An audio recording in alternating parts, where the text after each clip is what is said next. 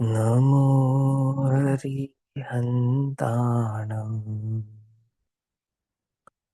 नमो सिद्धाणं नमो आयरीयाणम्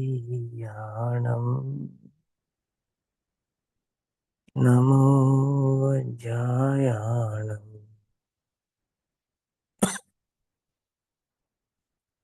नमो लोये सवसाहुनम्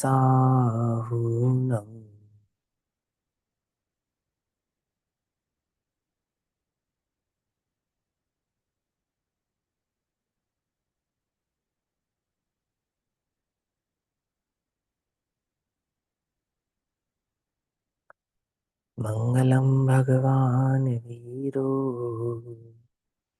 मङ्गलं गौतमो गणी मङ्गलं कुन्दकुन्दार्त्यो जैनधर्मोऽस्तु मङ्गलम् सर्वमङ्गल्यमाङ्गल्यम् सर्वकल्याणिकारकम् प्रधानां सर्वधर्माणां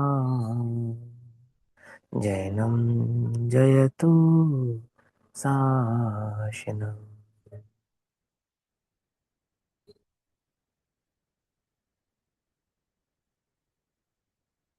सर्वव्यापकचिद्रूप स्वरूपाय परात्मने स्वोपलब्धिप्रसिद्धाय ज्ञानानन्दात्मने नमः।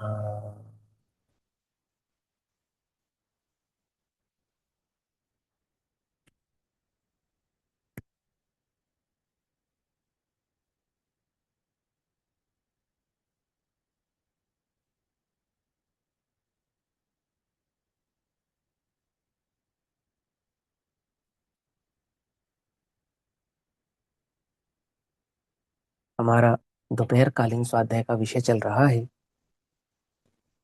श्री प्रवचन सारजी प्रमागम।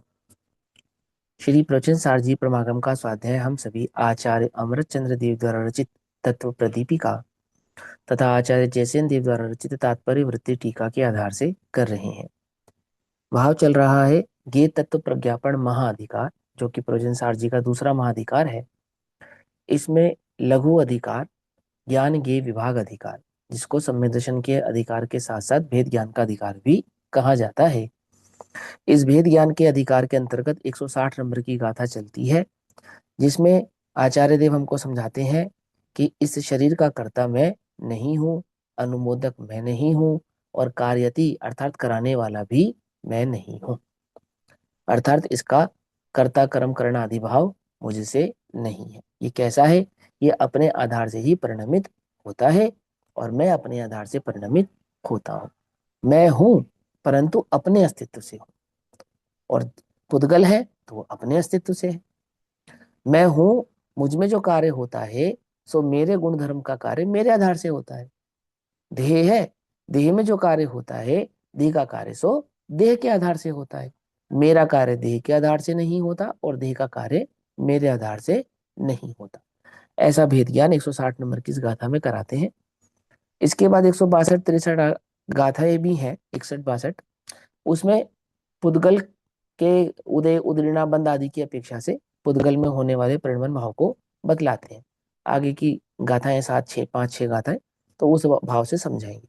अभी जो का बात कहते हैं वो समझते हैं। यहाँ कहते हैं अब शरीर आदि परद्रव्य के प्रति भी मध्यस्थता प्रकट करते हैं। मध्यस्थता प्रकट करते हैं अर्थात वीतरागता प्रकट करते हैं। और वह वीतरागता कैसी है? यह वीतरागता ऐसी है कि मैं पर का कुछ कर सकता नहीं, बस ऐसा। लौकिक मध्यस्थता नहीं। लोक में मध्यस्थता तो ऐसा है कि हम तुम्हारे साथ भी हैं और उनके साथ भी हैं, अथवा हम ना इनको कुछ कह सकते हैं ना इनको कुछ कह सकते। मध्यस्थ मतलब हो गया कि दो पार्टी भिन्न है और बीच की पार्टी भिन्न है।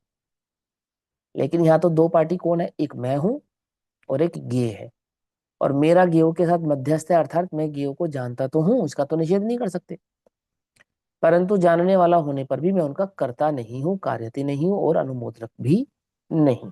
ऐसा। ना हम देहो न मणौ न चैव वाणी न कारणं ते सिम कत्ताना न कारयिदा अणुमन्तानेव कतीर्णम्। देह नहीं मैं मन वाणी नहीं, और न उनका कारण भी, करता कार्यता करता का अनुमोदक भी कभी नहीं। अब आचार्य अमरचंद्र देव जो इस पर टीका करते हैं, सो वह टीका हम पढ़ते हैं। अंतिम पैराग्राफ से पढ़ेंगे, पेज नंबर 430, 430 नंबर का पेज है, अंतिम पैराग्राफ जहां से हमने पढ़ना है। और मैं स्वतंत्र रूप से शरीर वाणी तथा मन का कारक अर्थात कर्ता, ऐसा जो अचेतन द्रव्य है। अचेतन शरीर के, मन का और वचन का, इनका कर्ता कौन है? कि शरीर मन और वचन इनका कर्ता पुद्गल है। ठीक है ना? अभी ये शायद आपको याद होना ही चाहिए। अंतिम कक्षा में मैंने आपको मन का स्वरूप समझाया था कि एक तो ज्ञान के क्षयोपशम भाव को भी मन कहते हैं, है ना, और एक द्रव्य मन का नाम भी मन है। तो यहाँ मन को स्पेशली क्यों समझाया जा रहा है कि मैं मन का कर्ता नहीं हूं? क्योंकि वो द्रव्य मन असंगी पंचेंद्रिय आदियों में नहीं होता है, संगी पंचेंद्रिय आदि में होता है। और उस द्रव्य मन को कदाचित कोई ऐसा मान लेता है कि वह जीव के करने से परिणमित होता है या जीव के कारण होता है। तो यहाँ स्पेशली समझाने की, जिस प्रकार शरीर मुझसे भिन्न है, उसी प्रकार इस शरीर का ही एक अंग जो द्रव्य मन है, जैसे शरीर में आंख इंद्रिय है, तो मैं देह से भिन्न हूँ, तो साथ में ये भी कहो कि मैं आंख से भिन्न हूँ, नाक से भिन्न हूँ, कान से भिन्न हूँ, रसना से भिन्न हूँ, ऐसा तो नहीं कह रहे।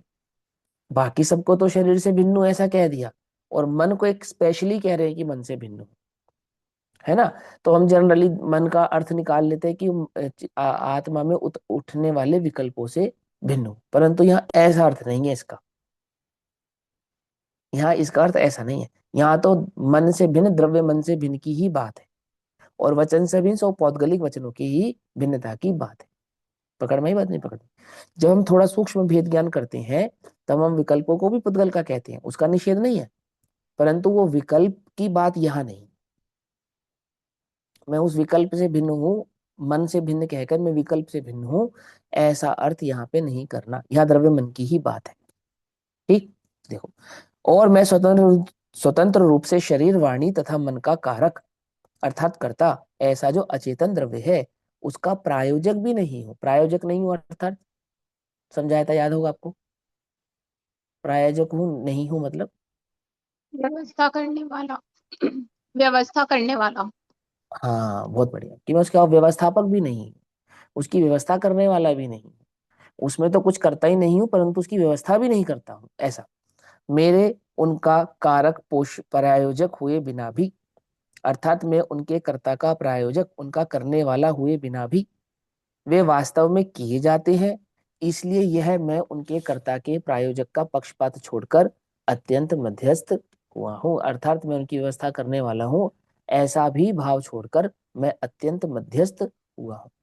और मैं स्वतंत्र रूप से शरीर वाणी तथा मन का कारक जो अचेतन द्रव्य है, शरीर का कारक स्वतंत्र रूप से अचेतन द्रव्य है, मन का कारक स्वतंत्र रूप से अचेतन द्रव्य है, और वचन का कारक स्वतंत्र रूप से अचेतन द्रव्य है। मटके का कारक, घड़े का कारक स्वतंत्र रूप से मिट्टी है। निमित्त उपादान में समझाते हैं ना, कर्ता कर्म में भी समझाते समय सार में। तो वहां मिट्टी, घड़े का कर्ता कौन है? कि घड़े का कर्ता मिट्टी है। फिर थोड़ा और सूक्ष्म लेकर जाते हैं कि घड़े का कर्ता मिट्टी भी नहीं है, वो एक समय की पर्याय है ना, तत्समय की योग्यता है, ऐसा। तो यहाँ यहाँ समझाते हैं उसी प्रकार से, वही शैली है, यहाँ भी यही समझाते हैं कि शरीर हुआ कि हाँ हुआ, तो किसके आधार से हो? बोले पुद्गल के आधार से हुआ। स्वतंत्र रूप से शरीर का कर्ता पुद्गल है। क्यों? क्योंकि शरीर पुद्गल की रचना है, वचन पुद्गल की रचना है, और मन पुद्गल की रचना है। इसलिए मन, शरीर और वाणी का कर्ता एकमात्र स्वतंत्र रूप से यदि कोई इस जगत में है, तो वह पुद्गल ही है और कोई नहीं। माने समान जाति द्रव्य पर्याय किसकी है? शरीर, वचन और मन, वो पुद्गल की है। और देह के साथ उसे असमान जाति कहते हैं, और उसका यहाँ पर भेद विज्ञान कराते हैं कि ज्ञान दर्शन लक्षण आदि सो मेरे हैं, ठीक है ना, और जो पुद्गलिक आदि लक्षण है सो मेरे नहीं है।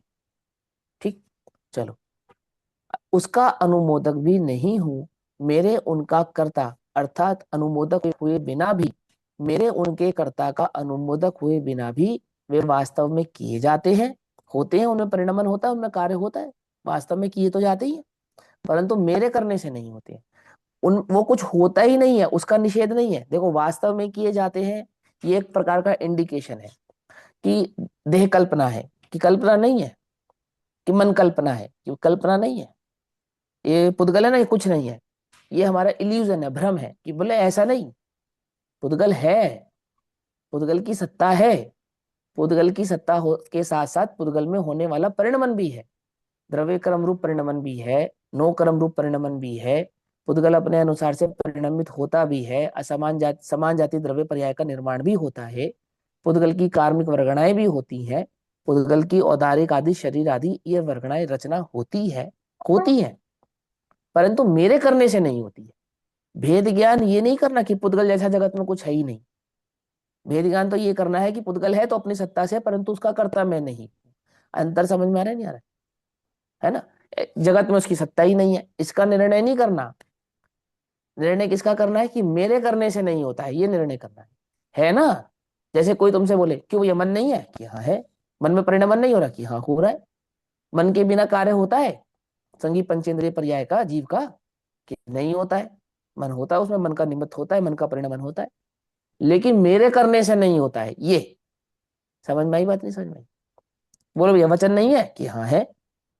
ये वचन में शब्द रूप परिणमन नहीं हो रहा है, कि हाँ हो रहा है।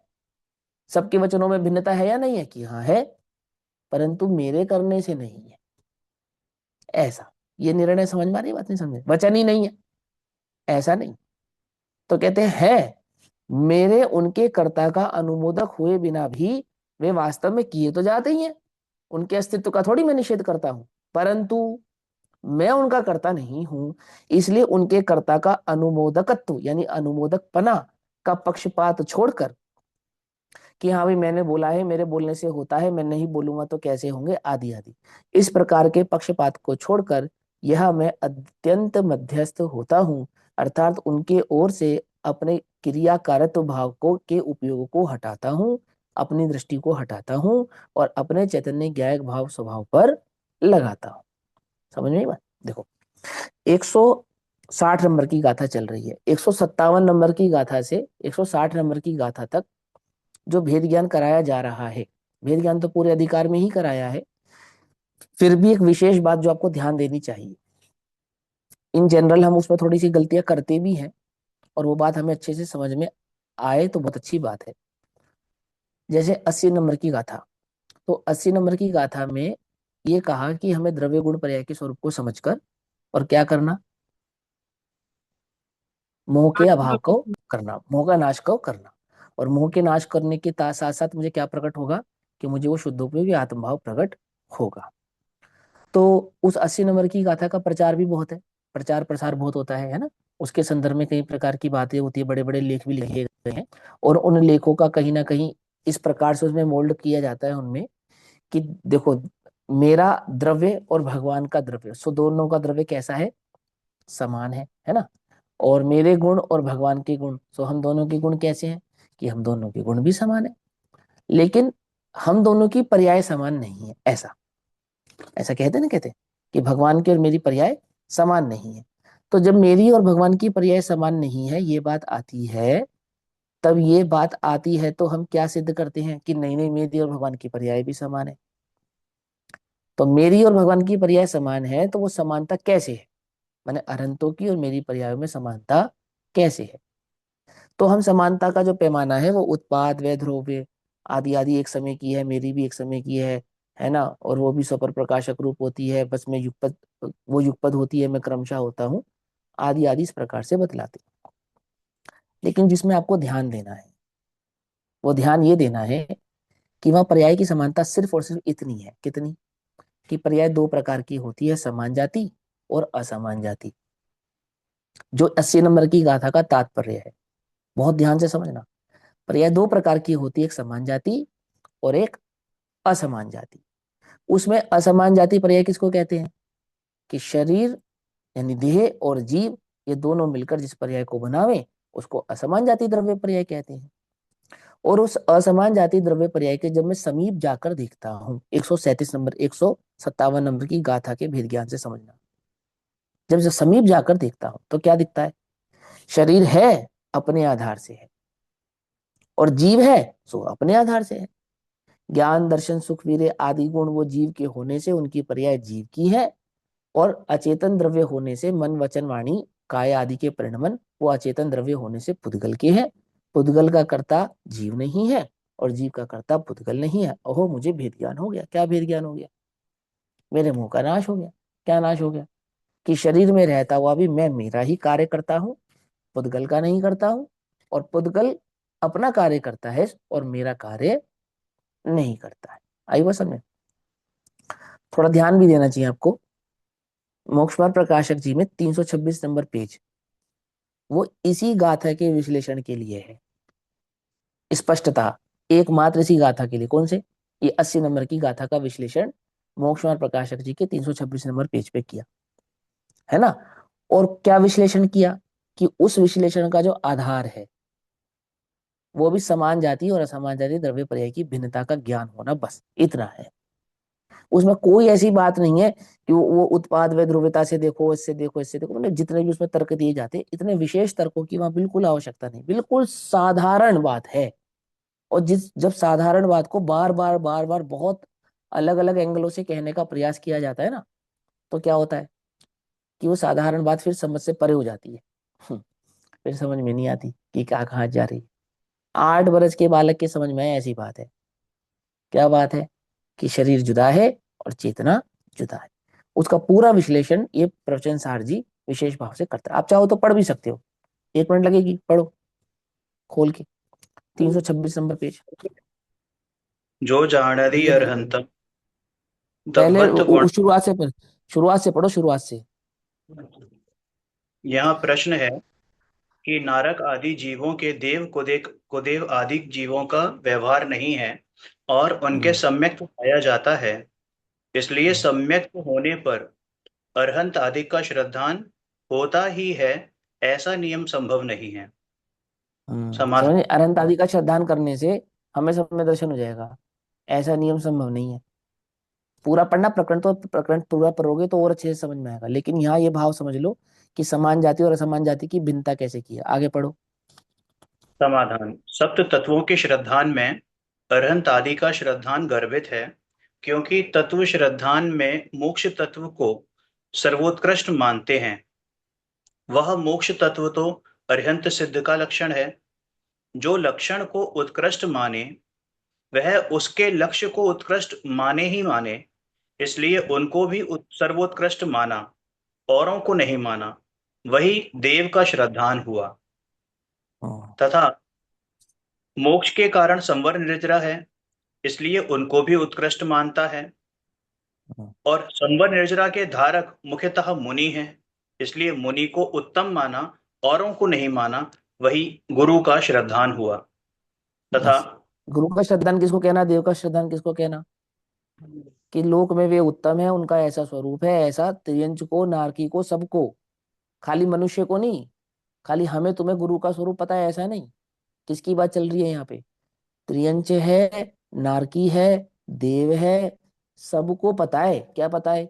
कि सच्चे देव का तो क्या तो स्वरूप है और सच्चे गुरु का क्या स्वरूप है।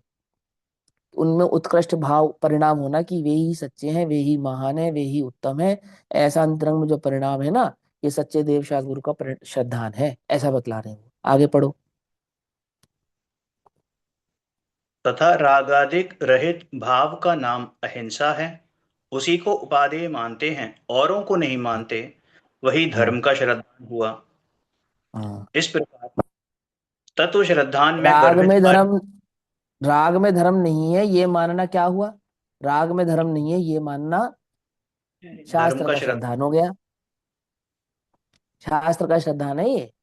आपको जिनवाणी का श्रद्धान है? बोले हाँ है। क्या श्रद्धान है? इस जिनवाणी का श्रद्धान माने राग में धर्म ना मानना। तो किस में धर्म मानना? अपने चैतन्य ज्ञायक भाव भगवान की अनुभूति में धर्म मानना। मैं पर का करता नहीं हूं, पर से मेरा संबंध नहीं है, ऐसा तुम्हें अंतरंग में जो श्रद्धान है वो शास्त्र का श्रद्धान है, ऐसा कह रहे। पढ़ो, आगे पढ़ो। इसके तत्वार्थ श्रद्धान होता है, सॉरी, अथवा जिस निमित्त से इसके तत्वार्थ श्रद्धान होता है, उस निमित्त से अरिहंत देव आदि का भी श्रद्धान होता है, इसलिए हम्म, सम्यक्त्व में देव आदि के श्रद्धान का नियम है। फिर प्रश्न फिर प्रश्न है कि कितने ही जीव अरहंत आदि का श्रद्धान करते हैं, उनके गुण पहचानते हैं और उनके तत्वार्थ श्रद्धान रूप सम्यक्त नहीं होता। इसलिए जिसके सच्चा अरिहंत आदि का श्रद्धान हो, उसके तत्व हम्म श्रद्धान होता है, ऐसा नियम संभव नहीं है। Question mark. हम्म मतलब ये प्रश्न है। हम्म समाधान। तत्व श्रद्धान बिना अरिहंत आदि के 46 आदि गुण जानता है, वह पर्याश्रित गुण जानता है, परंतु हम्म। भिन्न भिन्न जीव पुद्गल में जिस प्रकार संभव है, उस प्रकार यथार्थ नहीं पहचानता। बस रुक इसलिए जाओ, बस इस पे थोड़ा ध्यान रखो, इस पे ध्यान दो। क्या कहा उन्होंने? जीव और पुद्गल कि के भिन्न भगवान के भिन्न 46 गुण, मूल गुण होते हैं, उनको पहचानता है, लेकिन जीव जुदा है, पुद्गल जुदा है, इस प्रकार की जो भिन्नता है, ये बात नहीं पहचानता है। अनंत को देखा तो क्या देखा? कि अनंत के या तो पर्याय आश्रित जो गुण है उनको देखा, पुण्य आश्रित जो गुण है उनको देखा, देह आश्रित गुण है जो उनको देखा, लेकिन क्या नहीं देखा? कि शरीर के साथ जो भगवान विराजमान है, सदैव भगवान विराजमान है, वो सदैव भगवान देह तो भिन्न है और आत्मा भिन्न है। तो वहां देह का लक्षण क्या है? तो वहां देह का लक्षण छत्र है, सुंदर शरीर है, ये उद्गल है ये। और ज्ञान का लक्षण क्या है? कि केवल ज्ञान है, आनंद सुख है, अनंत वीर है, ऐसा नहीं कि ज्ञान दर्शन सुख है, ये आत्मा का लक्षण है। समझे? अब ये निर्णय तुम्हें यहाँ कैसे करोगे, अपने आत्मा का यहाँ निर्णय कैसे करोगे? कि जो शरीर है, मन है, वचन है और काया है, यह मैं नहीं हूं, और ज्ञान दर्शन आदि है, यह मैं हूं। और ऐसा ही भेद ज्ञान वहां करना है देखकर। अनंतों को ऐसे देखना है तुम्हें कि शरीर के साथ विराजमान जो सदैव भगवान है, वो देह से भिन्न है, एक आत्मा है। कैसे है? कि शरीर में रहते हुए है, ऐसे यहाँ शरीर में रहता हुआ मैं हूं।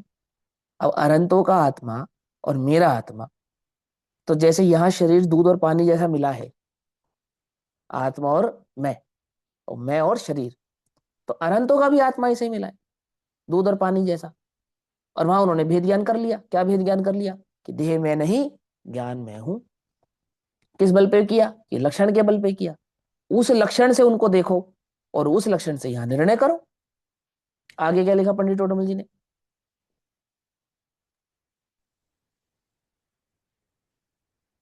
परंतु भिन्न भिन्न जीव पुद्गल में जिस प्रकार संभव है, उस प्रकार यथार्थ नहीं पहचानता, इसलिए सच्चा श्रद्धान भी नहीं होता।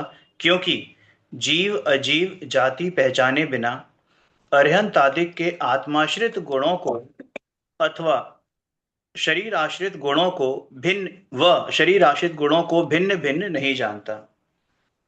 यदि जाने तो अपने आत्मा को परद्रव्य से भिन्न कैसे न माने। इसलिए प्रवचन सार जी में 80 नंबर कही है। बस अब ठीक है, बाकी आप पढ़ लेना, सिर्फ आपके नॉलेज के लिए बतला दिया, ठीक है? अब आप विचार कर कर देखो। अब वो इतना विशेष विशेष विशेष विशेष उसमें दिमाग लगाना ही क्या है आपको? जो बात इतनी साधारण है, तुम शरीर से भिन्न हो, इतनी साधारण सी बात है, पंडित टोडामल जी दे रहे हैं उदाहरण। अब 80 नंबर की गाथा समझने के लिए भाई ये थोड़ा सा एक बात है, अपने पास नोट कर लो कि तुम्हें तीन चार चीजें ध्यान में रखनी है।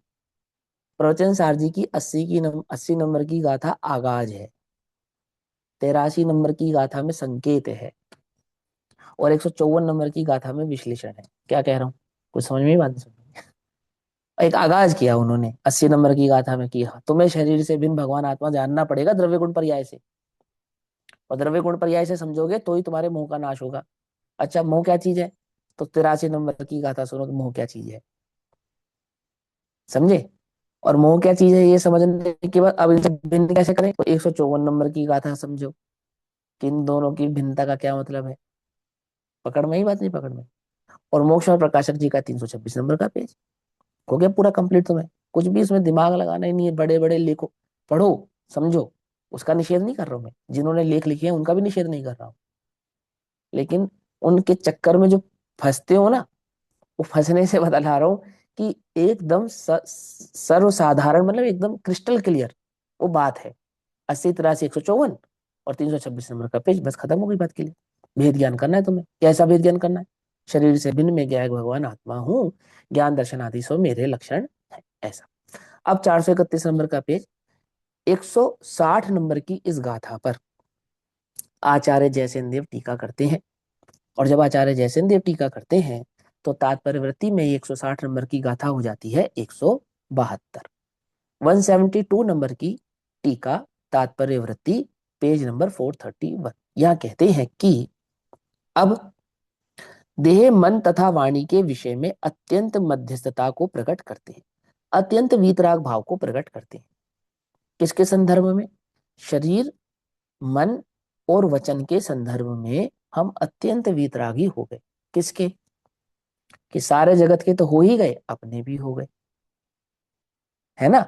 मां सारे जगत की के शरीर को देखना, मन को देखना, वचन को देखना, यह तो हमें करना ही नहीं, परंतु अपने यहाँ एक क्षेत्र अवगाह संबंधी असमान द्रव्य जाति पर्याय में जो इस समय मैं विराजमान हूं ना, कि है ना, उसका तो निषेध नहीं कर सकते। ये तो हम आपको पहले समझा चुके हैं, पहले ही कह चुके हैं आचार्य देव कि वो असमान जाति द्रव्य पर्याय है, तो पर्याय अपेक्षा, पर्याय सत है, असत नहीं है। पर्याय सत है, पर्याय क्या नहीं है। लेकिन उस सत पर्याय में मिथ्यात्व यानी मोह क्या है?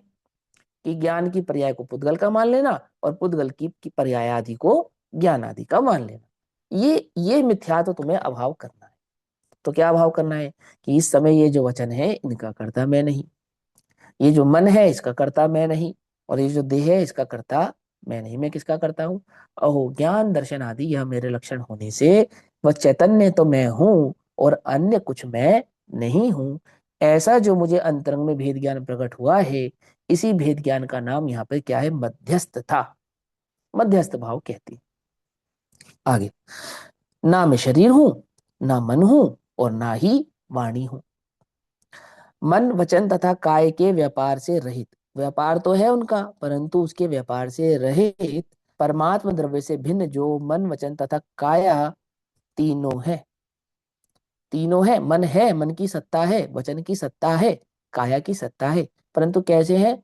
चैतन्य के रहित भाव वाले है, ऐसा। ठीक, कोई प्रश्न कर सकता है, कोई छल भी ग्रहण कर सकता है। दो बातें, क्या छल नहीं ग्रहण करना और प्रश्न क्या है, दोनों बातें बदला देती है। प्रश्न कि भैया कैसी बातें करते हो, चेतना के बिना शरीर कैसा?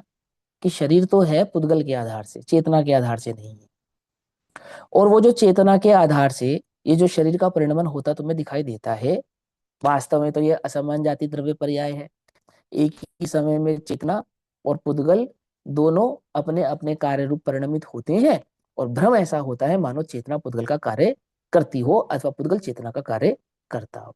और थोड़ा सा एक सूक्ष्म भाव क्या है कि जीव उपयोग का कर्ता होने से उपयोग शुभमय और अशुभमय ऐसी प्रवृत्ति वाला होता है। तो शुभ प्रवृत्ति और अशुभ प्रवृत्ति क्या होती है? कि जब उपयोग पर में जुड़ता है, किस पर में जुड़ता है? मन में, वचन में और काया में जुड़ता है। किस भाव से जुड़ता है?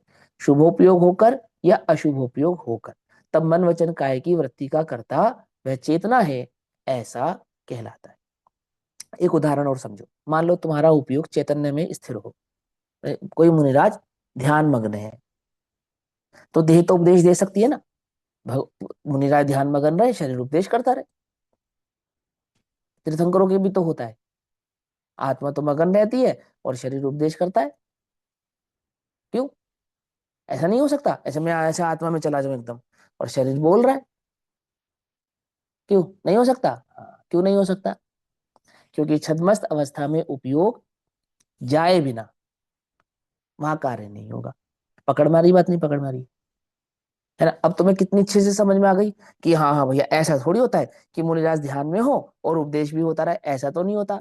तो फिर ऐसा कैसे हो गया कि तुम आत्मा में हो और रोटी पकाते रहे, तुम आत्मा में हो और गाड़ी चलाते रहे, तुम आत्मा में हो और व्यापार होता रहा, तुम आत्मा में हो और शरीर भोगता रहा? ये कैसे हो गया फिर?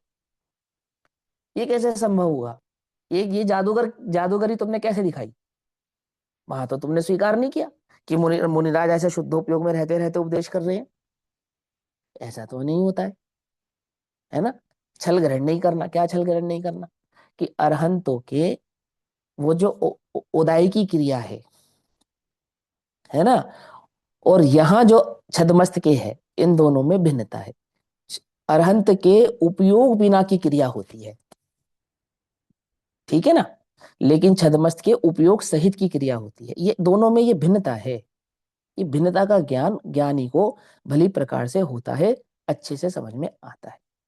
और इसीलिए यहाँ शुद्धोपयोग और शुद्ध परिणति का भेद होता है। कहाँ? छद्मस्त अवस्था में।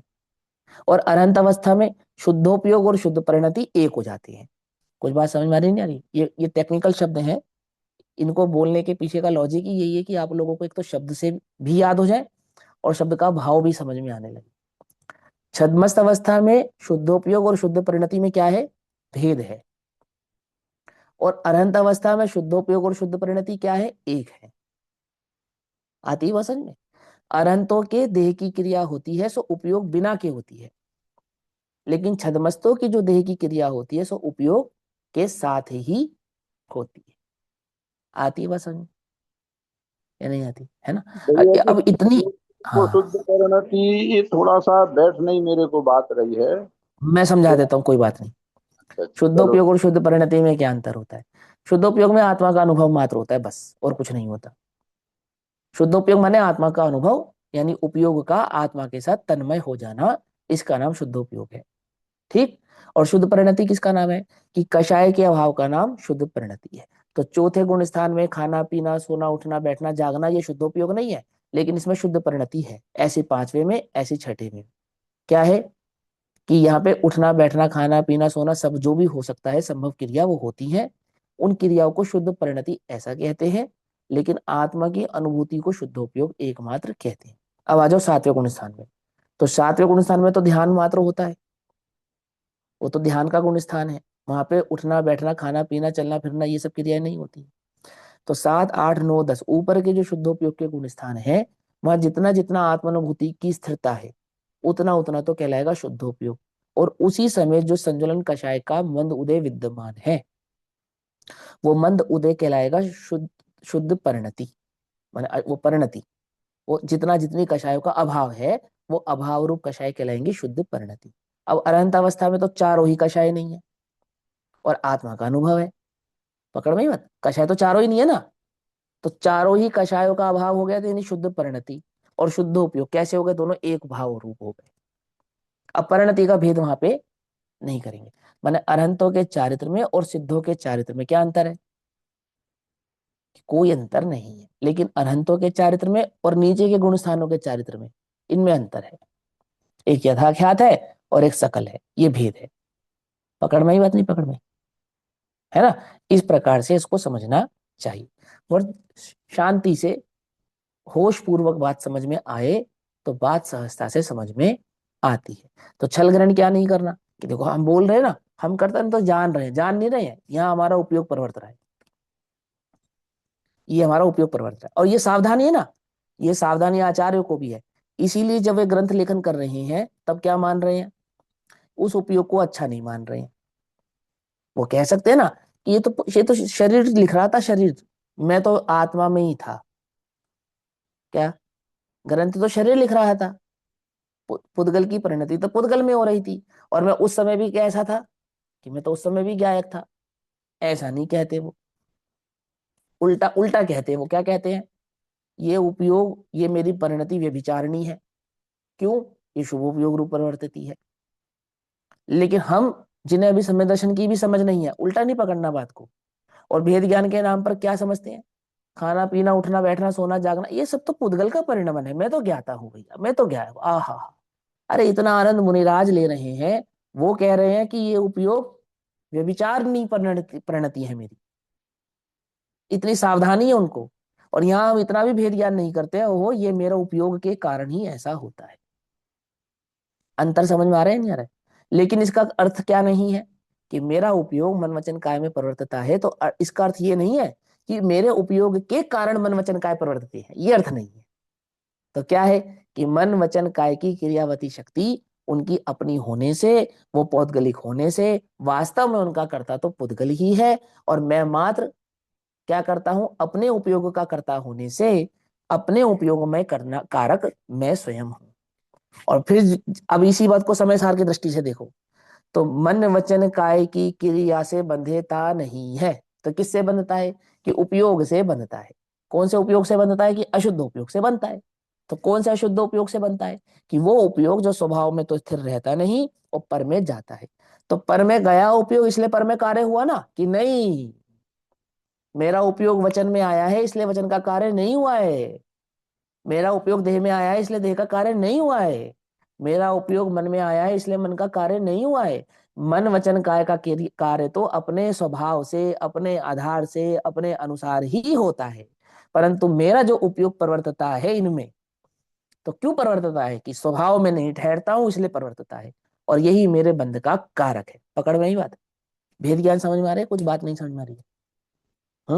ऐसे सावधान भाव से सावधानी पूर्वक इसको समझना चाहिए। देखो यहाँ क्या कहते हैं, यहाँ कहते हैं कि मन वचन तथा काय के व्यापार से रहित, है ना, मतलब पुद्गल के है ना, वो उन पुद्गल के व्यवहार से रहित परमात्म द्रव्य से भिन्न जो मन वचन तथा काय तीनों हैं, निश्चय से उन रूप मैं नहीं होता हूं। मैं उन रूप नहीं होता हूं, अर्थात ना मैं मन हूं, ना मैं वचन हूं, और ना मैं काया हूं। आगे कहेंगे कि ना मैं मन वचन काया हूं, ना मैं मन वचन काय का करता हूं, और ना मैं मन वचन काय का अनुमोदक या प्रायोजक ही हूं। देखो उपयोग वचन में नहीं जाता तो वचन में परिणमन हो सकता था, है कि हाँ हो सकता था, बिल्कुल हो सकता था। अरंतो के देख लो होता है। सुनो छल ग्रहण नहीं करना। तो अब मेरा भी तो हो रहा है कि नहीं, तेरा नहीं हो रहा है। क्या कहा कि वचन का परिणमन होता तो स्वतंत्र ही है, तू उसका करता नहीं है। तुझे भेद ज्ञान करना पड़ेगा, और जिस समय तू भेद ज्ञान भाव से उस स्वभाव में स्थिर होगा, तब तेरे वचन का क्या होगा कि तेरे वचन उस समय नहीं होंगे। लेकिन जब जब वचन होंगे उनका कर्ता भी तू नहीं होगा। हाँ लेकिन उस समय उपयोग का कर्ता तो तू ही होगा। कुछ समझ में आ रहा है? सियादवाद भाव भेद ज्ञान समझ में आ रहा है? नहीं आ रहा, सर के ऊपर से जा रहा है। बोलो भैया, अभी वचन हो रहे हैं तो मेरा उपयोग परिणमित हो रहा है या नहीं हो रहा है इधर? कि हाँ हो रहा है। तो मेरे उपयोग से ही वचन हो रहे हैं ना, कि नहीं हो रहे हैं? ये उपयोग बिना के वचन होते ही नहीं है, कि होते ही है? अरंतों के होते हैं, साक्षात उदाहरण है हमारे पास, उपयोग बिना के वचन होते हैं। तो यहाँ कि यहाँ भी उपयोग बिना के होते हैं। लेकिन फिर इसका मतलब मेरे उपयोग के बिना ही हो रहे हैं ना, कि नहीं? इसका मतलब ये नहीं है कि क्यों नहीं है, कि तेरे उपयोग की अशुद्धता के अशुद्धता तो यहाँ है ही है। माने इस अवस्था में, यहाँ इस गुण स्थान में, यहाँ इस मिथ्यात्वादी कषायों के साथ तू अपने उपयोग का कर्ता होने से इन वचन का कर्ता तू है, ऐसा कहा जाएगा, ऐसा ही कहा जाएगा। समझे नहीं समझे? है नहीं, ये बात पक्की है कि नहीं मैं नहीं हूं, मैंने मान लिया। मान लिया तो मध्यस्थ भाव होना चाहिए, अर्थात वितरक परिणति होनी चाहिए। तो मैं कब तक करूं ये वितरक परिणति, कब तक इसका अभ्यास करूं? कि जब तक मैं स्वभाव में स्थिर ना हो जाऊं तब तक मैं इसका अभ्यास करता हूं। ऐसा ऐसा है ना, पिछली गाथाओं में। तो पहले क्या होता है कि पहले मैं विकल्प के स्तर पर स्वीकार करता हूं, फिर अनुभूति के स्तर पर श्रद्धात्मक भाव से मुझे ये भेद ज्ञान प्रकट होता है, और वो श्रद्धात्मक जो भेद ज्ञान मुझे प्रकट होता है, अब मैं उस श्रद्धात्मक भाव में स्थिर होने का प्रयास करता हूँ। समझे? और किस में प्रयास करता हूं कि मैं इनका करता ना कभी था, ना हूं, ना कभी हो सकता। हो तो रहे थे कि अपने आधार से ही हो रहे थे, मैं तो बस अपने उपयोगों को ही भ्रष्ट कर रहा था, और कुछ नहीं हो रहा था। आ रही है समझ में बात? मुनिराज क्या कर रहे हैं कि मैं अपनी परिणति को मैला कर रहा हूं, क्या करके? ग्रंथ लेखन करके। भेद ज्ञान कर लो ना महाराज आप। क्या भेद ज्ञान कर ले कि शरीर लिख रहा है, आप तो आत्मा में ही हो, ऐसा मान लो ना। कि ऐसे कैसे मान ले? कि बात तो सच्ची है कि मैं लिखने का करता नहीं हूं, बात तो परम सत्य है, यह मैं मानता हूं, मुझे श्रद्धा है। इन इन शब्दों का कर्ता मैं नहीं हूं, इस पुद्गल के परिणति का कर्ता मैं नहीं हूं, ये शास्त्र लेखन का कर्ता मैं नहीं हूं। परंतु मेरी परिणति जो मैली हो रही है, इसको कैसे इग्नोर करूं? कुछ समझ में आ रही बात? नहीं समझ रही? मैंने मेरा उपयोग तो यहाँ वर्त ही रहा है, यह तो मैं भली प्रकार से जानता हूं। और भेद विज्ञान का क्या फल चाहिए मुझे? कि मेरी परिणति मैली ना हो, मुझे भेद ज्ञान का ये फल चाहिए। अज्ञानी को भेद ज्ञान का फल क्या चाहिए? कि भोग एक छूटे नहीं और बंध एक हो नहीं। अज्ञानी को भेद ज्ञान का क्या फल चाहिए? कि भोग एक छूटे नहीं और बंध एक हो नहीं। और ज्ञानियों को भेद ज्ञान का फल क्या है?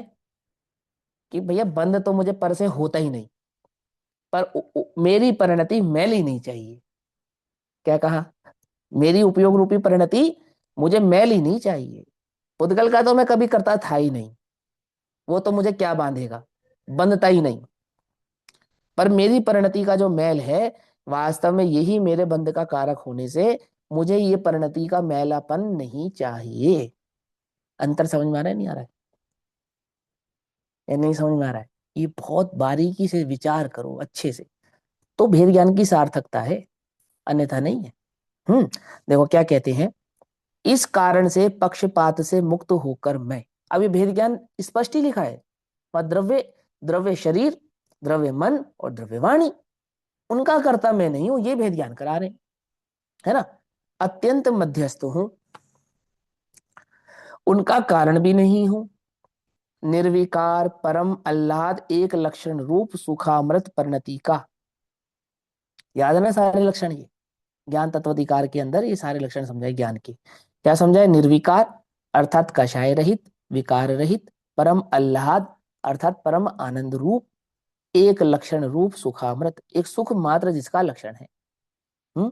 ऐसे परिणति का उपादान कारण, यानी अपने ज्ञान दर्शन सुख वीर्य आदि का उपादान कारण कौन है?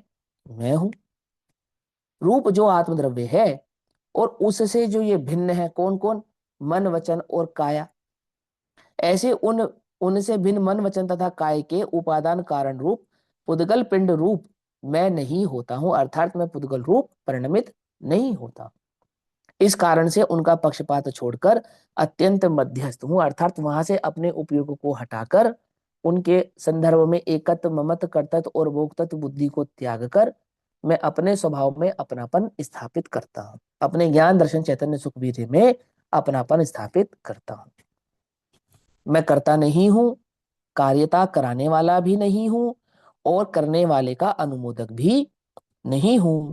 निज शुद्धात्मा की भावना के विषय में जो कृत कारित तथा अनुमोदना का स्वरूप है, उससे भिन्न मैं, उससे भिन्न जो मन वचन तथा काया के विषय में जो कृत कारित का अनुमोदना का स्वरूप है, उन रूप में नहीं होता, है ना। मैंने ना, मैं पुद्गल का तो करता हूं ही नहीं, उसका अनुमोदक भी नहीं हूं और कराने वाला भी नहीं।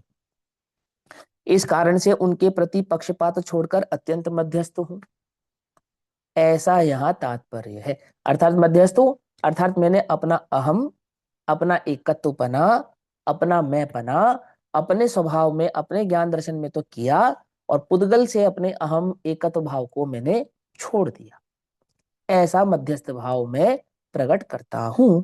इस भेद विज्ञान, इस भेद भावना को नियम सार की गाथा 77 से 82 तक कहा गया है। ठीक, नियम सार में आचार्य जब टीका करते हैं, आचार्य पद्मबल धारी जी जब टीका करते हैं, तो वहां पर वो अब जो आगे की गाथाएं आएंगी, इसके संदर्भ में जो बात कहते हैं वो थोड़ी भिन्न प्रकार की कहते हैं, और यहाँ थोड़ी भिन्न प्रकार की चलती है। यहाँ 161 आदि गाथाओं से तो पुद्गल का कर्ता पुद्गल है, तो वहां पे उसको उदय उदीर्णा बंद आदि की अपेक्षा से समझाएंगे। और वहां जब आचार्य नियम सार में टीका करेंगे, तो वहां पुद्गल के उदय उदीर्णा से कोई लेना देना नहीं है, बस सीधा आत्मा और आत्मा के परिणाम यानी उपयोग रूप परिणति से उसका विश्लेषण करेंगे। तो दोनों में थोड़ा सा अंतर आपको देखने को मिलेगा, और वो अंतर आगे जाकर एक हो जाता है। कहाँ आगे जाकर? कि प्रवचन सार की आगे की गाथाओं में 72 नंबर की गाथा के बाद वो ये प्रवचन सार जी का परिणाम भाव, और वहां नियम सार जी का परिणाम, दोनों एक हो जाएंगे। शैलियों में थोड़ा सा अंतर है, समझेंगे तो बात समझ में आएगी। 432 नंबर का पेज, 161 नंबर की गाथा। भैया गुरुदेव के संदर्भ में आपने कल किसने लिखा है ये? चलो ठीक है, बताता हूँ, बाद में बताता हूँ, सुनो पहले यहाँ पे 432 नंबर की गाथा। यहाँ कहते हैं, ओ सॉरी, 432 नंबर का पेज, 161 नंबर की गाथा, तत्व प्रदीपिका। अब शरीर वाणी और मन का परद्रव्यत्व निश्चित करते हैं, अर्थात वे परद्रव्य हैं, उनका परद्रव्यपना वह हम निश्चित करते हैं। ऐसा स्वरूप समझने के बाद अब हम ये निश्चय पर पहुंचे हैं। किस निश्चय पर पहुंचे? कि मन वचन और काया ये परद्रव्य है, और ज्ञान दर्शन आदि से संयुक्त मैं जीव द्रव्य हूं, ऐसा यहां पर हम निश्चय करते हैं। देहो यमणो वाणी पौगल दव्व पगति निदिठा पौगल दव्वम ही पुणो पिंडो परमाणु दव्वाणम मन वच काया पुद्गलमय है ऐसा श्री जिन देव कहे। कि मैंने विश्लेषण करके निकाला है, ऐसा नहीं। आचार्य अमरचंद्र देव या आचार्य कुंदकुंद देव ने कहा है, ऐसा नहीं। आचार्य कुंदकुंद देव क्या कह रहे हैं? ऐसा जिनेन्द्र भगवान ने कहा है। क्या कहा है जिनेन्द्र भगवान ने? कि उन्होंने कहा है कि मन वच काया पुद्गलमय है ऐसा श्री जिन देव कहे। कि सब कुछ जिनेन्द्र भगवान ही कहेंगे, कुछ आप भी कह दो है। कोई बात तो आपको भी पता होगी जो उनको ना मालूम हो, या उनसे अलग होकर आपको पता चली हो। ऐसा कुछ नहीं, एक शब्द नहीं है ऐसा कि वो जिनेन्द्र की साक्षी के बिना हम कहें और जिनेन्द्र के बिना हमारे जिह्वा में कहने की सामर्थ्य हो। मन वच काया पुद्गलमय है ऐसा श्री जिन देव कहे और सभी ये पुद्गलमय परमाणु द्रव्य के पिंड अरे। और सभी ये पुद्गल में कैसे हैं? कि पुद्गल द्रव परमाणु द्रव्य का पिंड है, माने एक पुद्गल परमाणु। और ये जितने भी पौद्गलिक भाव तुम्हें दिखाई देते हैं, ये सब क्या है? कि ये सब उसी परमाणु के पिंड है ना। असंख्यात पुद्गल परमाणु के पिंड है, इसलिए ये पुद्गल ही है और कुछ नहीं है। ये शरीर क्या है? कि पुद्गल परमाणु का पिंड होने से पुद्गल ही है। मन क्या है? कि पौद्गलिक परमाणु का पिंड होने से पुद्गल ही है। और वाणी क्या है? कि पौद्गलिक परमाणुओं के पिंड की पर्याय रूप होने से पुद्गल ही है, जीव नहीं है। ऐसा जिनेन्द्र भगवान ने हमको कहा है और हम ऐसा मानते भी हैं। देह, वन और वाणी पुद्गल द्रव्यात्मक है, अर्थात पुद्गल द्रव्य की है, ऐसा वीतराग देव ने कहा है। और वे पुद्गल द्रव्य परमाणु द्रव्यों का पिंड है। पुद्गल द्रव्य क्या है? कि पौद्गलिक परमाणु का समूह मात्र है और कुछ नहीं। बस शरीर, वाणी और मन तीनों ही परद्रव्य हैं क्योंकि वे पुद्गल द्रव्यात्मक है। उनके पुद्गल द्रव्यत्व है क्योंकि वो पुद्गल द्रव्य के स्वलक्षण भूत स्वरूपास्तित्व में निश्चित है। अर्थात उनका स्वरूपास्तित्व कैसा है? कि पौद्गलिक होने से पुद्गलमय है। उनका द्रव्य, उनका गुण, उनकी पर्याय और उनकी उत्पाद व ध्रुव्यता, वो सब पौद्गलिक लक्षण को प्रस्तुत करने वाली होने से, है ना। तो उनका स्वरूपास्तित्व, स्वरूपास्तित्व माने द्रव्य, गुण, पर्याय, उत्पाद व ध्रुव्यता का जो स्वरूप है, इसको कहेंगे स्वरूपास्तित्व।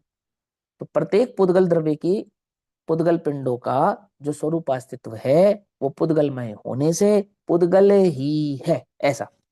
उस प्रकार का पुद्गल द्रव्य अनेक परमाणु द्रव्यों का एक पिंड पर्याय रूप से परिणमित है ना। यानी एक पुद्गल परमाणु है, वो स्वतंत्र परमाणु, वो पुद्गल द्रव्य है। और उस पुद्गल द्रव्य के बहुत सारे समूह मिलकर जिस पुद्गल पिंड को बनाते हैं, जिसको हम व्यंजन पर्याय आदि के नाम से जानते हैं, है ना, द्रव्य पर्याय के नाम से जानते हैं, वो सब उस पुद्गल द्रव्य का ही पिंड है। क्योंकि अनेक परमाणु द्रव्यों के स्वलक्षण भूत स्वरूपास्तित्व अनेक होने पर भी कथनचित स्निग्धत्व और रक्षत्व कृत बंध परिणाम की अपेक्षा से एकत्व रूप अवभाषित होते हैं। ये बात तो ठीक है कि पुद्गल परमाणु एक परमाणु मात्र होता है पुद्गल द्रव्य, ये बात तो पक्की है। लेकिन उस पुद्गल द्रव्य का जो एक परमाणु मात्र होता है, स्निग्ध और रुक्ष उस परमाणु की पर्याय होती है। और स्निग्ध रुक्ष उस परमाणु की पर्याय होने के कारण वो पुद्गल द्रव्य ही है जो अन्य पौद्गलिक द्रव्यों से जुड़कर उस पिंड रूप भाव को बनाता है। और जब हम उस पूरे पुद्गल पिंड को बारीकी से विश्लेषण करते हैं उसका, तो समस्त वो मात्र पुद्गल परमाणु पुद्गल परमाणु पुद्गल परमाणु सर्वत्र वही नजर आता है। और उन्हीं की पर्यायों से वो जुड़ा हुआ नजर आता है, स्निग्ध और रुक्ष भाव से जुड़ा हुआ नजर आता है। तो इसलिए ये बात तो पक्की है कि पुद्गल परमाणु कहो चाहे पुद्गल परमाणु का पिंड कहो, क्या है? कि वे पौद्गल ही हैं। और पौद्गल होने से उनका स्वरूप अस्तित्व, अर्थात उनका द्रव्य, उनका गुण, उनकी पर्याय और उसमें होने वाला उत्पाद, वय और ध्रुव भाव कैसा है? कि वो समस्त का समस्त पौद्गलिक ही है। और मैं जो ज्ञान लक्षण वाला हूं, मैं पुद्गल लक्षण वाला नहीं होने से, अचेतन लक्षण वाला नहीं होने से, वे पौद्गल भाव मुझसे भिन्न ही हैं, अर्थात पर द्रव्य ही है, ऐसा। अब इसी भाव को आचार्य जयसेन देव तात्पर्यवृत्ति टीका में कहते हैं 161 नंबर की है गाथा, तात्पर्यवृत्ति में 173 नंबर की हो जाती है। यहाँ कहते हैं अब काया मन तथा वचन का शुद्धात्म स्वरूप से भिन्न अर्थात द्रव्यपना सिद्ध करते हैं। यानी ज्ञान लक्षण जिसका है ऐसा चैतन्य द्रव्य भिन्न है, और अचेतन लक्षण जिसका है स्पर्श रस गंध वर्ण आदि ऐसा लक्षण पुद्गल का होने से वह पुद्गल द्रव्य ज्ञान लक्षण से भिन्न है। बस इतनी सी बात बतलाते हैं। शरीर मन तथा वाणी तीनों भी पुद्गल द्रव्य रूप है ऐसा कहा गया है। क्यों कहा गया है कि वे पुद्गल द्रव्य? क्योंकि व्यवहार से जीव के साथ एक पना होने पर भी निश्चय से जो परम चैतन्य प्रकाश परिणति है उस परम चैतन्य प्रकाश परिणति वाले जीव के लक्षण से भिन्न होने के कारण वे कैसे हैं कि वे पुद्गल द्रव्य रूप हैं। और पुद्गल द्रव्य किसे कहते हैं कि वास्तव में पुद्गल द्रव्य पिंड या समूह है। माने एक परमाणु को भी पुद्गल कहते हैं और परमाणुओं के समूह को भी पुद्गल कहते हैं। ऐसा माने परमाणु का पिंड बन जाए तो वो है भी पुद्गल है, और एक सिंगल पुद्गल परमाणु हो तो उसको भी पुद्गल ही कहते हैं। किसका पिंड या समूह है कि परमाणु द्रव्यों का पिंड या समूह है, ऐसा यहाँ पर अर्थ है। ठीक, अब 162 नंबर की गाथा सॉरी 433 433 नंबर का पेज 162 नंबर की गाथा। अब यहां कहते हैं कि अब आत्मा के पर द्रव्यत्व का अभाव और पर द्रव्य के कर्तृत्व का अभाव सिद्ध करते हैं। कि वो तो आप कर चुके, कि और विशेष करते हैं और अच्छे से करते हैं। एक ही बात को रिपीट क्यों करते हैं? उसमें वजन लाने के लिए करते हैं, उसको ऑथेंटिक करने के लिए करते हैं, वो सत्य है ऐसा करने के लिए करते हैं, अनिवार्य है इसलिए करते हैं, और मुश्किल है एक बार में समझना इसलिए करते हैं। आत्मा शरीर से भिन्न है, ये मूल तत्व है, ये समझ में नहीं आता, इसलिए उस बात को फिर से और अच्छे से समझाते हैं। क्या समझाते हैं? कि आत्मा के परद्रव्यत्व का अभाव है, माने ज्ञान के अन्य द्रव्यों का अभाव पन्ना होने के कारण वह परद्रव्य का कर्तृत्व भी नहीं करता है, अर्थात उनका करने वाला भी नहीं है, उसके कर्तृत्व का भी अभाव है, ऐसा यहाँ सिद्ध करते हैं 162 नंबर की गाथा में। कहते हैं ना हम पोगलमयो नाते मया पोगला कया पिंडम तम हाहि न देहो हम कत्तावतस्य देहस्य। पुद्गल में मैं नहीं, नहीं पुद्गल को पिंड किया मैंने। मैं पुद्गल तो हुई नहीं, पर पुद्गल को पिंड तो किया ही है ना मैंने। है आटा कौन गूंथता है? हम गूंथते, भिन्न भिन्न होते हैं आटे के कण, और पानी मिलाकर और सब करके उसको गूंथ लेते हैं। कर लेते नहीं कर लेते? लकड़ी से लकड़ी जोड़कर फर्नीचर बना लेते हैं, ईंट से ईंट जोड़कर घर बना लेते हैं। करते नहीं करते? कैसी बात कर रहे हो? उसको पिंड रूप कौन करता है? मिट्टी को ईंट कौन बनाता है? कि हम बनाते हैं। लकड़ी को कोयला कौन बनाता है? कि हम बनाते हैं। कोयला को राख कौन कराता है? कि हम करते हैं। कुछ समझ में आ रही बात? नहीं समझ में आ रही है? क्या कहते हैं यहाँ? कहते हैं पुद्गल मैं नहीं, नहीं पुद्गल को पिंड किया मैंने, अतः देह में नहीं तथा मैं नहीं देह का करता भी। बस इतनी सी बात है कि सारे जगत के पुद्गल प्रमाणों का तो करता मैं हूं ही नहीं, वास्तव में तो इस देह की रचना भी मैंने नहीं की है। तो देह की रचना तो हुई है पर मैंने नहीं की है, तो किसने की है? कि देह की रचना नो कर्म आदि के आधार से स्वतः ही हुई होने के कारण उसका कर्ता मैं नहीं, ऐसा समझा।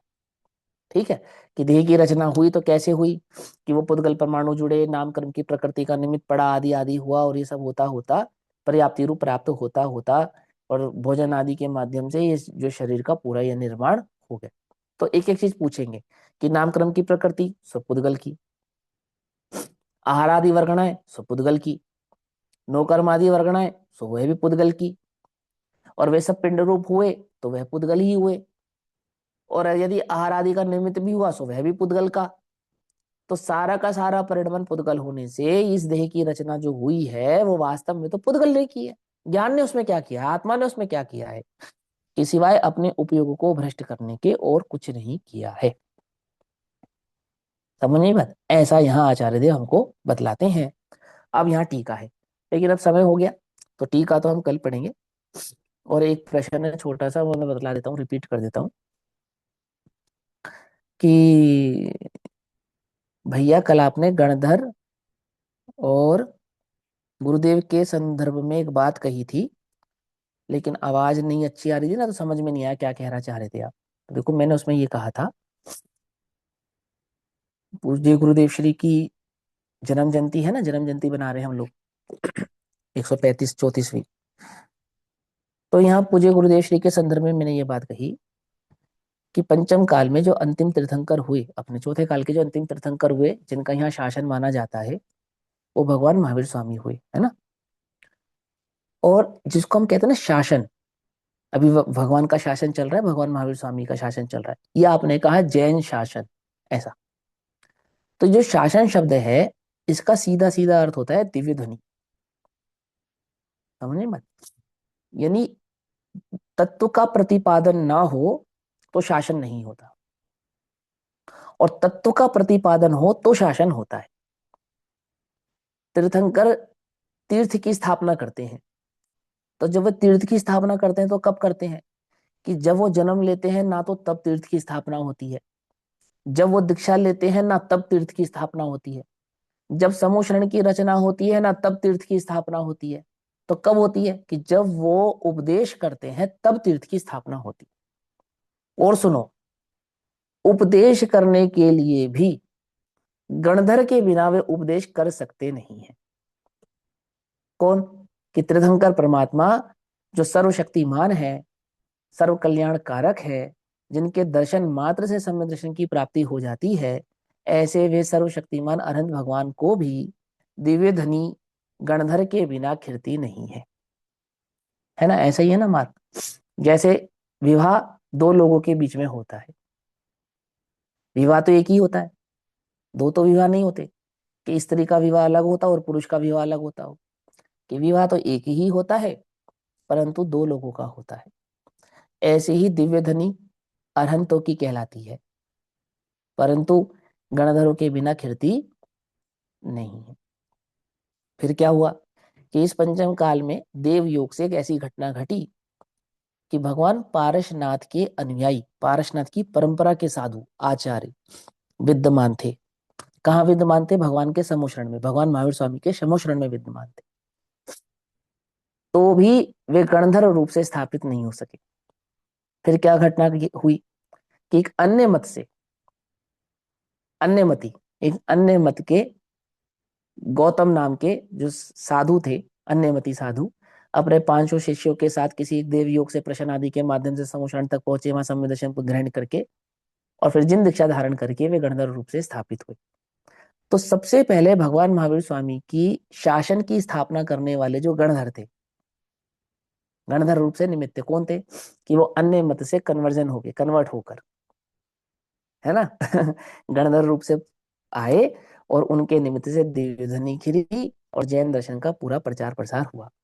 और ऐसी ही घटना फिर घटी, वो पूज्य गुरुदेव श्री के रूप में घटी। पूज्य गुरुदेव श्री, आप ऐसा समझ सकते हैं, इसमें कोई अतिशयोक्ति नहीं है, कि इस पंचम काल के भगवान महावीर स्वामी के दूसरे गणधर हैं। कैसे गणधर है? कि वो जो दिव्यधनी थी, जिसका मर्म सब लोग भूल गए थे, जिसका स्वरूप भूल गए थे, जिसका अर्थ करना भूल गए थे, थी तो सही, विद्यमान तो थी, जैसे अनंत विद्यमान है समोशरण में, ऐसे इन पन्नों में, किताबों में, ताड़पत्रों में वो जिन वचन सुरक्षित तो थे, ज्यों के त्यों सुरक्षित थे। वे गाथाएं, वे टीकाएं बिल्कुल अपने अपने सहज और सरल स्वरूप में ज्यों की त्यों विद्यमान थी, परंतु उनका अर्थ क्या है, उनका मर्म क्या है, किस प्रकार से समझी जाती है, जानी जाती है, किस भावना से उसका अपने अंतरंग का पंच कल्याणक उनके माध्यम से प्रकट होता है, अपना निर्वाण होता है, ये बतलाने वाला तो सो ही गए थे, लुप्त ही हो गए थे। फिर एक अन्य मत से, भले ही वो श्वेतांबर मत जैन मत का ही एक पार्ट है, परंतु अन्य मत से पूज्य गुरुदेव श्री आए, गणधर के रूप में पहले वे कन्वर्ट हुए, है ना। और कन्वर्ट होने के बाद उन्होंने भगवान महावीर स्वामी की उस वाणी को फिर से जीवंत किया। और कैसा जीवंत किया? कि जैसे भगवान महावीर स्वामी के काल में जन जन तक भगवान महावीर स्वामी का संदेश पहुंचा, जीवों ने अपना कल्याण किया, है ना, शुद्ध केवली हुए आदि आदि भाव से इस मोक्ष मार्ग की परंपरा को जीवंत रखा गया। उसी प्रकार पूज्य गुरुदेव श्री के माध्यम से मोक्ष मार्ग की इस परंपरा में फिर से जान आई, फिर से वस्तु का स्वरूप समझ में आने लगा, है ना, और लोग अपना कल्याण करने लगे। उस समय के जो मूर्धन्य विद्वान थे, जैसे पंडित कैलाशचंद जी शास्त्री, है ना, और भी बहुत सारे विद्वान थे, कैलाशचंद शास्त्री हो गए, मक्खनलाल जी हो गए, ऐसे बहुत बहुत बहुत विद्वान थे जिन्हें उच्च कोटि का विद्वान माना जाता था। इतनी उच्च कोटि का कि जो प्रस्तुत जो आचार्य थे, विद्यमान जो आचार्य थे जैन दर्शन के दिगंबर आचार्य, यदि उन्हें भी किसी चीज का कोई विश्लेषण करना होता या कोई अर्थ समझना होता या कोई भाव समझ में नहीं आ रहा होता, तो उन्हीं विद्वानों को बुलाकर उनका अर्थ किया जाता था। धवला आदि की टीकाओं के हिंदी रूपांतरण का स्वरूप क्या है वो समझा जाता था पंडित कैलाशचंद जी शास्त्री जैसे विद्वानों को बुलाकर। और फूलचंद वो शास्त्री। सब फूलचंद शास्त्री थे, कैलाशचंद शास्त्री से बहुत थे, है ना। और ये सब शास्त्री लोग, विद्वान लोग जब पूज्य गुरुदेव श्री के संपर्क में आए तो सबने एक मत होकर इस बात को स्वीकार किया कि प्रभु, गुरुदेव को कहते थे साहिब, गुजरात में साहिब कहने की परंपरा है कि साहिब, अब से पहले तो हम सिर्फ नाव का ही मोक्ष कराते आए हैं, परंतु यह मोक्ष हमारा भी हो सकता है, यह तो हमें आपके सानिध्य से ही समझ में आया है। ऐसा पूज्य गुरुदेव श्री का प्रताप था और गणधर के रूप में वो विद्यमान हुए। और उनकी ये भले ही परंपरा भगवान महावीर स्वामी की है ना, लेकिन फिर भी हम भगवान महावीर स्वामी के बाद किसको याद करते हैं? मंगलम भगवान वीरो मंगलम गौतमो गणे। और गुरुदेव का अनुसरण करने वालों को कैसे याद किया जाता है?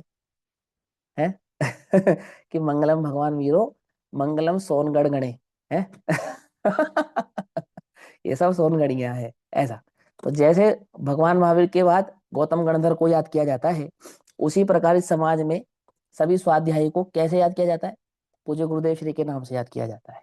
ऐसे ही प्रताप था उनका, ऐसे ही अमर होने वाले थे वो, ऐसे ही याद किए जाने वाले थे, क्योंकि कार्य इतना अद्भुत किया है। शासन तो भगवान महावीर स्वामी का ही है। और लगभग अब ये 18,000 वर्ष, ये तो यानी 21 + 21 + 21 + 21 लगभग 84,000 वर्ष तक भगवान महावीर स्वामी का ही शासन रहने वाला है। जब तक दूसरे तीर्थंकर नहीं होते तब तक भगवान महावीर स्वामी का ही शासन रहने वाला है। और इस भगवान महावीर स्वामी के शासन में पूज्य गुरुदेव श्री भी और गौतम गणधर जैसे ही अमर रहने वाले हैं। ऐसा ही पूज्य गुरुदेव श्री का प्रताप रहा। और इसी भाव से हम इस जन्म दिवस को याद करते हैं। ओम नमः सिद्धेभ्यः। सभी को जय जय। बाकी स्वाध्याय हम कल करेंगे।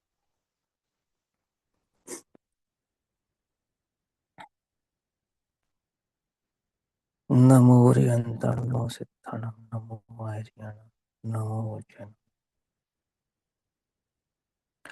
नमो